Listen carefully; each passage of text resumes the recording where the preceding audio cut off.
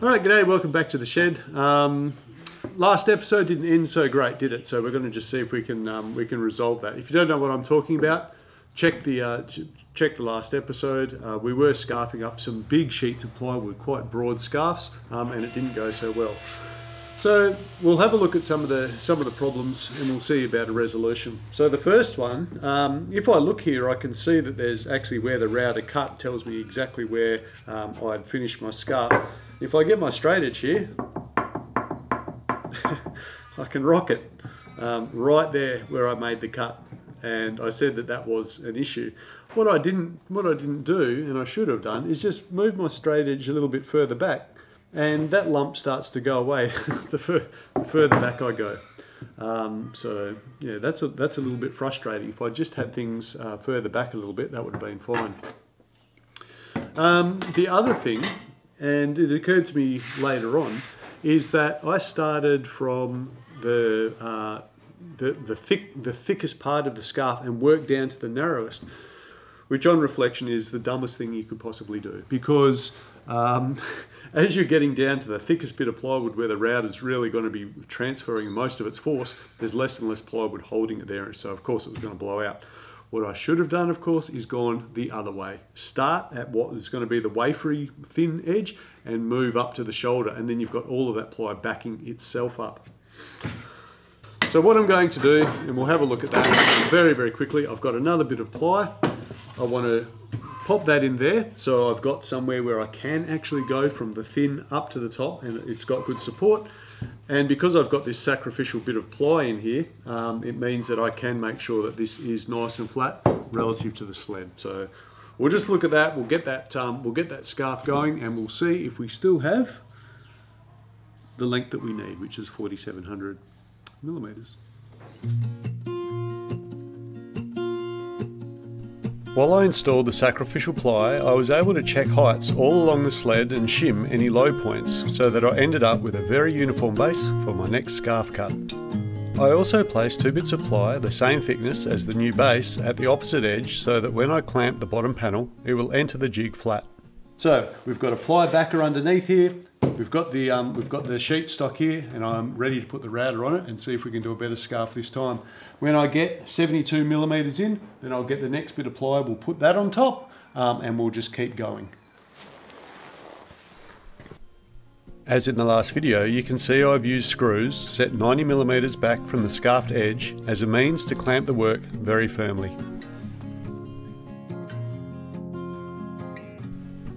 Moving the sled up the slope in even 10mm increments and clamping in place got me a very straight and even cut as the router was under complete control. Okay, so that looks a lot better. Nice and square at the top here, a little bit of a holiday out there, and that width looks great, and I didn't tear out the edge this time, which is really great. It does go down to a fine feather there, where the router blade has had a nibble at it. But there's enough fair surface there to get a good glue join, which is great. I left the first sheet screwed to the base and put the next sheet straight on top, cutting from the shoulder of the scarf I had just completed. What I am doing the same this time is still holding this down with screws, and I am using my little countersunk screws. I could use pan heads with washers, but seeing as how I'll be filling these with epoxy bog, I do like to have a countersink hole to repair any screw holes. So I don't mind using these. They will be reusable. All I'm doing is just popping these through ply. So once again, just 90 millimeters out from the edge, because I know by the time I get 72 mil, the router blade hopefully will be up in the air, and I won't try and chew up steel with steel. Again, I was very happy with this result, and it looked like one long continuous scarf cut.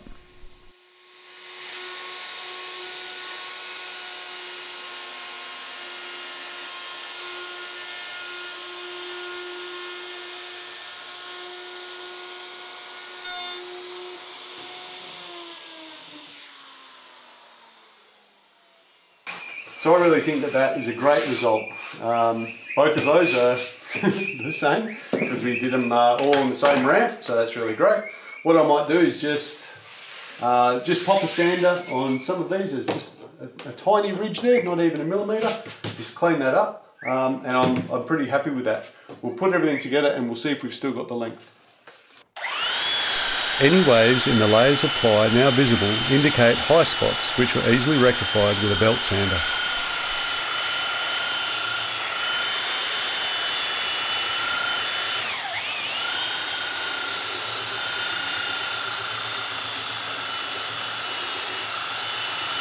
Okay, so everything's laid up pretty well, and oh, look at that, we're just a couple of inches short, which I kind of expected. When I thought that I still had a good 100mm to play with when I was making my initial scarves, I wasn't that fixated on saving any timber. So, but because it wasn't that unexpected, I've already thought about it. Now, when I cut these sheets to width, we do have a bit of the ply that's exactly the same thickness, because it's exactly the same ply. So I can, while I've still got the scarfing jig, I just scarf this and scarf in a little extra length. Okay, so that edge is flush and this edge is flush, and they're pretty much in line, and our scarf joint kisses the shoulder. There's a little bit right there where it doesn't. So there must have been just a tiny low bit on this scarf. That all looks really great. So I'll just put a couple of registration marks here now. So once I've got the resin on, it'll be pretty easy to line all this up, and then we can secure it.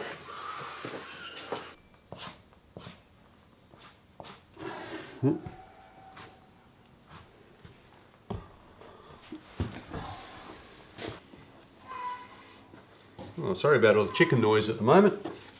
We've got an egg being laid in the background, obviously. So I've already done one sheet here with unthickened epoxy, and now I'll just do this one. Again, I'm using a scraper. We've talked about that before. Saves on cleaning up brushes, and I find that you can get really good control over the resin. Particularly, like I've used a bit of scrap wood to lift this edge up, so I can really, get to there. So I'll scrape it along. The nice thing I reckon about using a scraper rather than a brush is if you see resin there that's excess, you can just pick it up and move it along. I guess you could sort of do that with a brush, but it's not as clean, quick and easy as it is a little card scraper like this.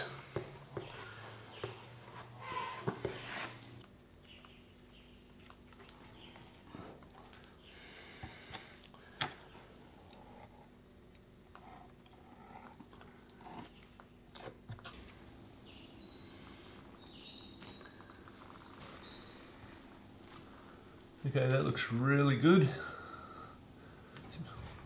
That looks like it's popping up and it's a bit higher, but once I put some screws in here, that'll just be fine.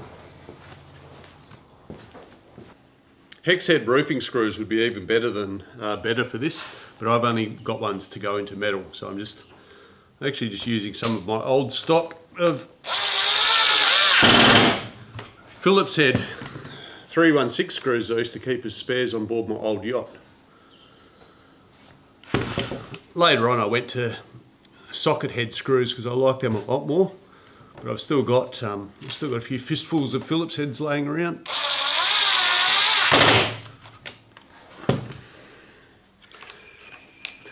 So there we go. It's quite good that I'm going on to fiberglass that, because putting holes in the ply just doesn't matter. They're very, very straightforward to patch.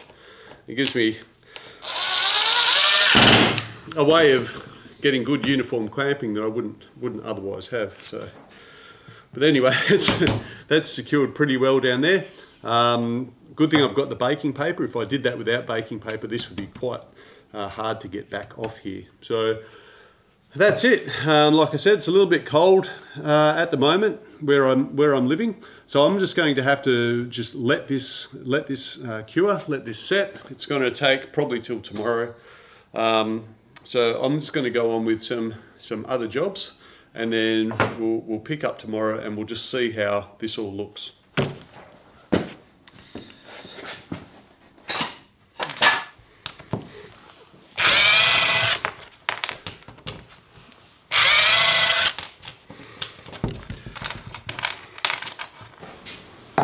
So this scarf joint looks good. It's nice and level. There's a bit of squeeze out here that I want to get rid of. We'll have to see if I can sand it. It's still just a touch, you know, like very slightly soft still, and that's a consequence of it being a bit cold at the moment. Don't worry, I am going to put a mask on and some hearing protection, but I just want to do a test. So I can't actually sand this at the moment. What I can do though is I can draw a center line, and I can start drawing the outline for this and getting it cut out, because this is the bottom panel to the boat.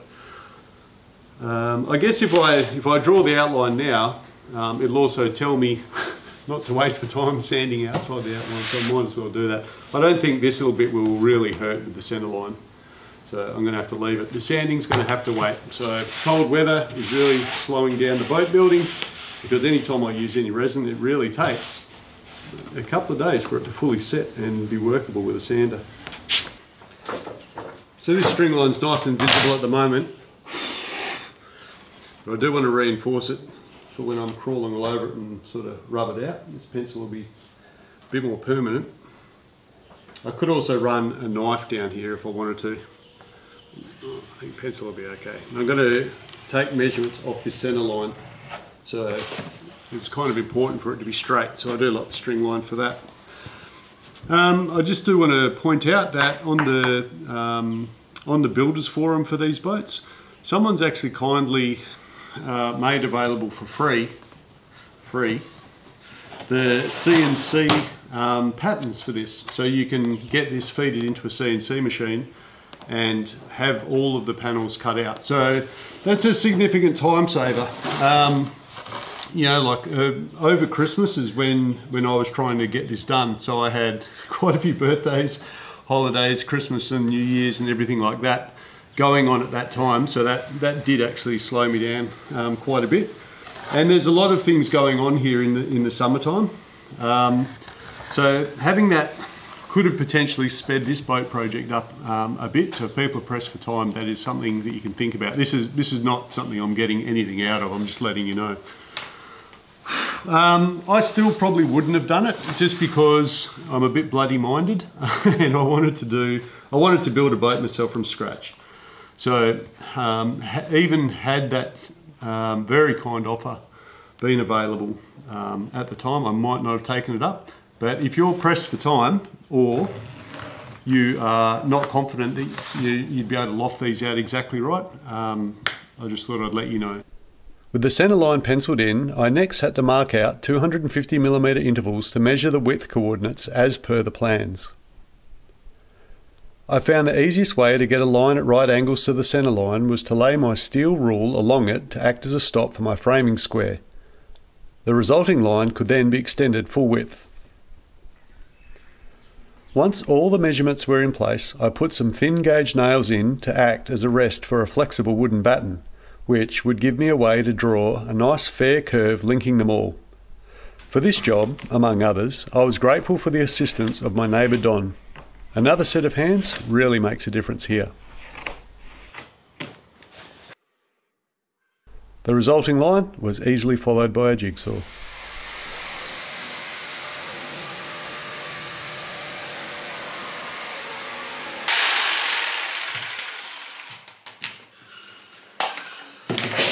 So all that looks pretty good. Because all the fibres on this top sheet where the blades exiting are running this way with the cut, there's no blowout. So that's really great. Obviously I can't use my favourite tool, the router, on this one.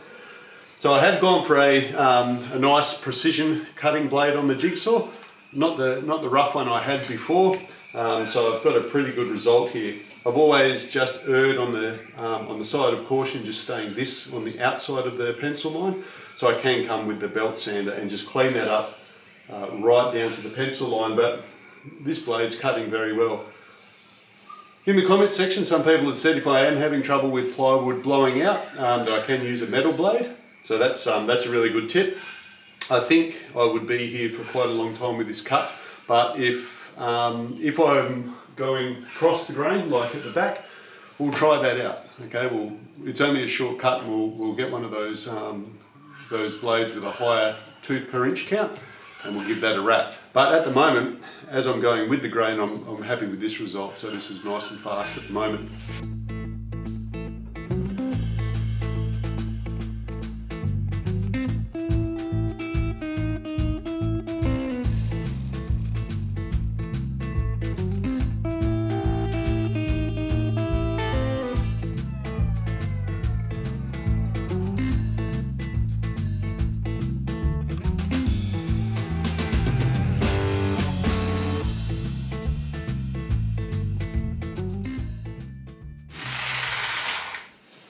So I need to cut the transom off, so we'll just do a few test cuts. So I just did the wood blade. We'll have a look and just see how the metal goes. So this is cross-cutting the ply. The fibres are running this way. This is a very, very fine. I don't know if it works.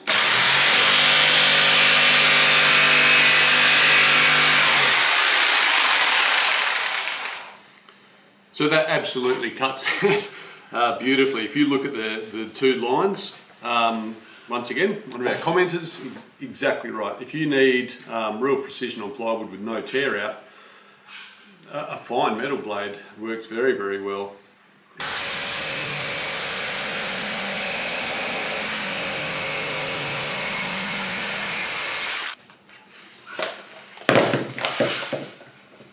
So there you go. One of my commenters was right again. That is an absolutely perfect cut. There's no tear out at all. So yeah, a very, very fine metal cutting blade. Does a really great job on plywood, and it was very easy to control that very high tooth per inch count. You know, the amount of teeth in every inch, because they're so fine. It was very easy to control and get quite a smooth product out of that. So that's really great. Fantastic. Great cross cut. Amazing.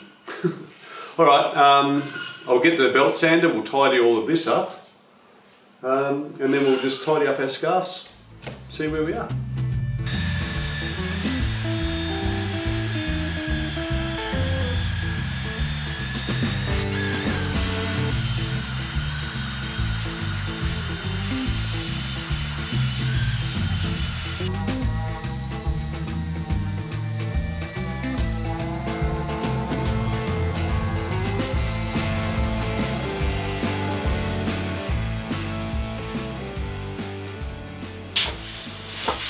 Okay, well, I think that was worth going back and doing that again. Like, this is a really, really great scarf. I'm really happy with it. If we look on the other end, we can barely even see the little slope there. You know, there's like the layers of ply are coming. There's a little bit of a hiccup, and then it just continues. You can barely see that join. And all along here, it's just really great. You know, there's not big sanded out patches, and these ones are lower or anything. Everything looks pretty nice. There is some missing fibres here from my crappy handling of ply sheet goods. Doesn't matter. I'll just fill that with epoxy when I'm filling up the screw holes, and then when a layer of fiberglass goes on there, they're as strong as anything. But that is a scarf joint that I can actually be happy with. I know I'm being pedantic. Plenty of people said don't worry about it. Once you fiberglass it up, it'll be just as strong as anything. But I am trying to do nice work, because that's why I'm actually building a boat. I'm hoping to improve my skills as I'm learning, as I'm going. So you can't really learn this stuff out of a book. Getting your hands dirty, getting into it, it's worth doing. So that's why I didn't want to leave that scarf the way it was. I couldn't tolerate it, and now I've done this, the scarf worked out. I'm really happy. So there we go. Do I look happy? I'm happy. Where are we? So we can pretty much say goodbye to this at the moment. I'm still weighing up putting some epoxy on it now, but it might slow things down. What I really want to do is get this this building jig underway. So that's actually the subject of the next video along. We're going to talk about what we've got here and what we want to end up with. All right. So again, thank you everyone that joins us every week. Again, I'll just say it. I don't want to repeat myself too much, but thank you very much for everyone that gets in those comment sections. Gives me the benefit of their knowledge. Tells me where I'm going wrong. All of the comments are always very civil. People complain often that the internet's not a very nice place anymore. well, tell people about this channel. They can come and feel good about it.